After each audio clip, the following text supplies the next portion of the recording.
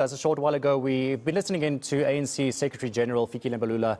He opened the Youth League's elective conference. It's officially open, and he's touched on a range of issues, including allowing the youth to elect new leadership without interference, divisions within the governing party, and even the Phala Phala report. Now, political analyst Rebone Tau is with me to just take us through what exactly Mbalula said in his speech and what were some of your key takeaways. I know he also touched on the Ngola situation because that's been some of the drama leading up to the conference, the removal of him as convener. Some of the other things he mentioned was also he was very firm with the whole anarchy. He will not tolerate anarchy with this conference. Free education is something he brought up as well. As we know, that's been something the Youth League has been fighting for the past few years, but it's sort of quieted down. But the Youth League itself, like we know, this is the first time in 8 years that they're now having an elective conference again. Unemployment again being a very big topic of discussion. And then I want to talk about the Electoral Committee, those names that have been put on the ballot. But before we get there, just your take on Mbalula's speech. I mean, if you listen to him speak, he was not reading the written speech. He was more responding, to also what Fasia raised in a political report, but also to what has been in the social media, and he's touched a lot about, even members, of the task team, who have been in the social media space, saying certain things. So you have someone who comes there, instead of, engaging, these young people, he's responding to them. And I don't think this is the platform for him to be, instilling that fear, on young people. I mean, this is a congress of young people, and the young people in their nature, and that's why they say the Youth League is a preparatory school, because you will do your own mistakes. But I think these are things that he could have spoken with them, behind closed doors, instead of coming there and taking up the podium. I mean, even speaking about that, some of these leaders are leading in their respective regions or provinces in the ANC. And I'll give an example. You've got Tlangi Mokhale, who's an RSC member in Tshwane. You've got Sizo Phila, who's a PEC member in KwaZulu-Natal, for example. And these are the people, by the way, when you speak, like Sizo Phila, for an example, who came out in the social media this morning on Facebook, screenshotting, messages of the NTT.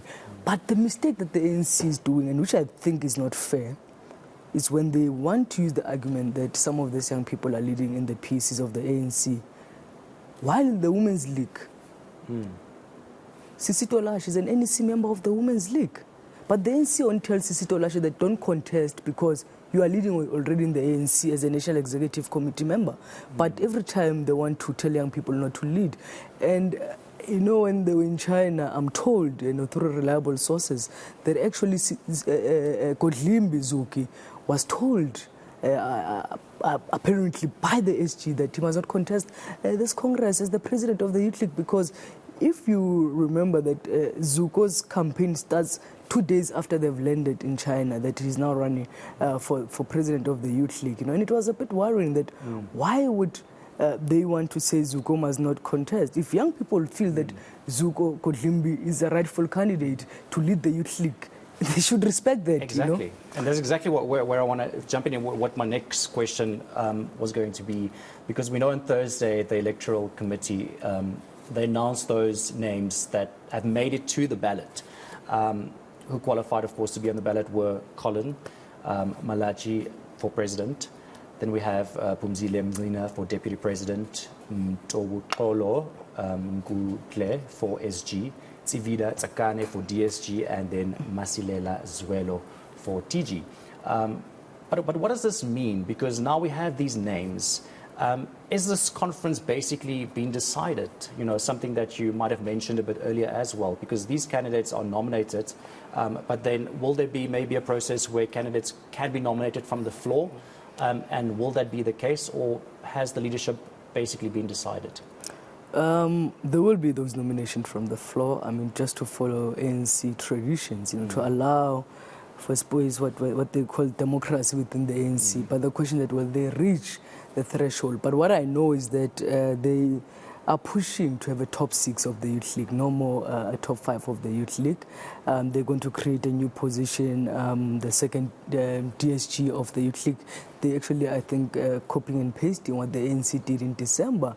And they're saying that the second DSG will be dealing with monitoring and evaluation, and that's what the ANC has also said. But my question is that does the Youth League actually need a second DSG? You know, they can give those responsibilities to the DSG of the Youth League or the Deputy President of the Youth League, that one of your roles will be to monitor and evaluate, you know, the policy positions. So obviously here it's about managing certain dynamics within the leagues. So obviously from what I've picked up, there's a guy called Wesley Khang. Wesley Khang from the Northwest, PEC member, former president of COSAS. He's in this slate that you have just mentioned. They're pushing him to be the second DSG, and obviously by the look of things he will reach a threshold, you know, in terms of that nomination from the floor. But with the other grouping, I've seen what also is interesting is that they've also reissued a new slate, because initially they were pushing the name of Khulekani Skhosana for Secretary General under Apiwe. But some feel that Khulekani has actually sold them out, and this is what Mbalula was speaking about earlier on, that you need young people who will not be preoccupied along factional lines, you know. Yeah. And already last night, Khulekani was no longer trusted by the other grouping, and that's why they've dropped him now. They've brought in a lady, I think, from Mpumalanga, also by the surname of Skhosana, who's the current secretary of the Youth League in Mpumalanga, as the now Secretary General candidate. But also what is interesting is that that other slate has got 4 women in the top 6, and this slate has got 2 men in the top 6, you know. But obviously this slate of Colin is likely to emerge, and the others, I'm not sure if actually they will reach threshold, because if you look at what Mzwanile said yesterday, that they've got 2,273 branches, if I'm not wrong, at this Congress, so you'll need 25% to reach threshold, which gives you around 560 something. So I'm not sure if they will be able to gather that 560 something, because there's been arguments that most of those that support the other slate are not inside the conference. All right. So basically also from what you've just said now, and from what Fikile said, you know, he mentioned the last time he got involved in electing or the election process of electing a leader for the ANC Youth League was with Julius Malema. But clearly, you know, from what happened in China as well, we can see that there is some meddling happening in here, you know, from the structures above. So it isn't a case of the ANC just leaving the Youth League to their own devices to choose their own leadership. There has been some meddling leading up to this conference. I think, for me, especially having written a book called The Rise and Fall of the Youth League, and I would like to make a reference to one of the chapters, because he even spoke about the 1991 conference where Peter Mokaba was elected as the president and Rapu Mlekane as the Secretary General. What happened in that Congress of the Youth League? Peter Mokaba was being contested by Rapu for position of president, but the ANC intervened. And when the ANC intervened, said these 2 groupings must work together, Rapu then ended up being the Secretary General to Peter Mokaba. But it intervenes in the best interest of the organization. But what we've seen over the years, the ANC has intervened for factional battles. I know of certain NEC members that I even spoke to building up to this conference, raising my concerns that why is it that always the ANC, you have some leaders within the National Executive Committee who will want to dictate who must lead the Youth League. And one of the NEC members said to me, I once told them in the NEC meeting that if during your time the ANC interfered, you can't want to interfere now, because now you are leading. You know, you need to give young people space to lead. And this NEC member says the fellow comrades were very angry at them for raising that. You know, I mean, the SG of the NC can just stand up, you know, and say all the things that removes him from this internal factional battles. But this is politics. He needs to manage it. You know, he needs to be seen as someone who's not actually interfering. But I don't think that these young people who have been accusing him, and as I'm saying from a reliable source, that I was told that indeed he did tell Zuko in China to not contest, that this is going to be his end of his political career. Oh, wow. strong words, if it was the case, allegedly. Yeah. But let's talk about, you know, this conference now, as after Fikile's speech and after Fasiha as well, Fasiha Hassan. It does seem now like it's going to be smooth sailing. Do you expect it to be smooth sailing up until tomorrow, or do you think there's going to be some more hiccups along the way? I think the issue of credentials will be contested, because I spoke to the other grouping in the morning just to try and get a sense, you know, of them contesting this Congress, and they raised that they want to. Because yesterday when I was there at the Congress venue, the other grouping, most of them were not inside, you know, and I was asking them, are you guys going today, you know, to the conference? Because there were different rumors that were flying around yesterday that there's a possibility that there might be a parallel Congress to this, you know, there's a possibility that there might be an introduction of this Congress to court. So I was trying also to get a sense as I was preparing to come here. But one of the things that they've made clear is that they're going to fight this, you know, through credentials, you know, and question the legitimacy that if indeed this Congress has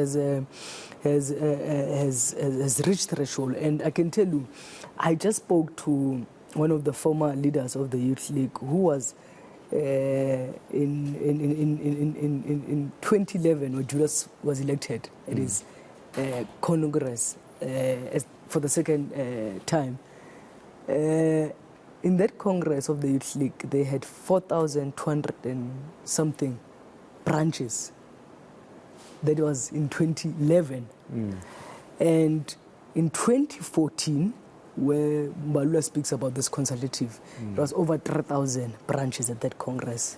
But interesting, when I then further go to 2015, the one that Mbalula said they presided over, there you had 2,500 branches, you know, and now you have, as it was said yesterday, that is 2,200 branches. So it seems like there's also a decline, half, you know, of almost half. Compared to 2011, you exactly. know. Yeah. Well, it's going to be a very interesting conference, but also a very important one for the ANC.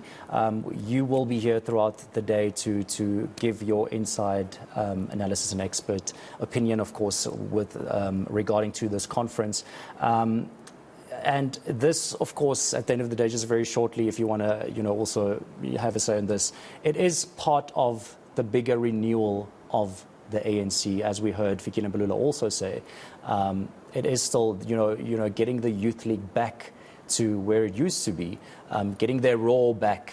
It is part of the renewal process of the ANC, but it does mean that the ANC will definitely, the bigger leadership within the ANC structures will definitely have a much more of a say as to, and guiding this Youth League conference in a way, as we know now, it will be happening. But the renewal of the ANC, very important, of course, for 2024. And this Youth League conference will definitely play a pivotal role leading up to 2024. Absolutely. I mean, I was listening to Fasiha's political report. I mean, it was refreshing to hear some of the things that she was raising, you know, things that we long had when Julius was still president of the Youth League. And, you know, as I analyze, for me is that Colin Malachi, should he emerge as the president, as things look like tomorrow, we will measure him based on this political report of Fasiha to see if there's still that vibrancy, you know, of the Youth League that is militant, the Youth League that can tell the ANC what is going wrong. Because this is why the Youth League was formed, because they felt that in 1944 that the ANC was a gentleman's club, you know, and it starts to bring new ideas to the ANC. So the question that will the newly elected leadership bring those new ideas to the ANC going into 2024? Right, thank you so much, Rebone. We will definitely be talking a bit more, you know, on these issues a little later.